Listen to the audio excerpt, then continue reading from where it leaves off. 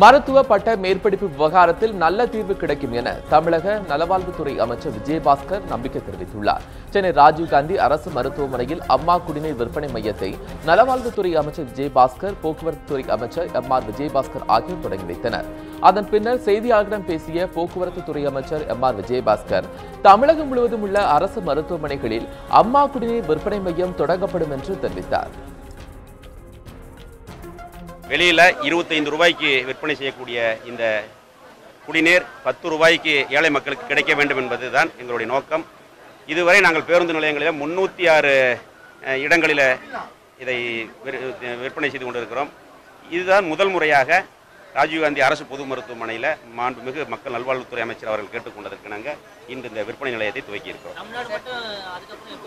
இது ஃபஸ்ட்டு நீ போக போக தேவை இருக்கிற இடங்களில் அதை திறப்பதற்குண்டான முயற்சிகள். நிகழ்ச்சிக்கு பின் செய்தியாளர்களிடம் பேசிய மக்கள் நல்வாழ்வுத்துறை அமைச்சர் விஜயபாஸ்கர், மருத்துவ பட்ட மேற்படிப்பு விவகாரத்தில் நல்ல தீர்ப்பு கிடைக்கும் என்று நம்பிக்கை தெரிவித்தார். நாங்கள் நேற்று கூட உடனடியாக இந்த தீர்ப்புக்கு பின்னால் நானும் அரசு செயலாளரும் போராட்ட களத்தில் இருக்கக்கூடிய அரசு மருத்துவர்கள், அரசு மருத்துவர் சங்கம் அனைவரையுமே அழைத்து நேற்று பேச்சுவார்த்தை நடத்தினோம். அதற்கு பின்னால் அவர்கிட்ட எங்களுடைய அரசினுடைய சார்பில் ஒரு அன்பான வேண்டுகோளை கொடுத்துக்கிறோம்.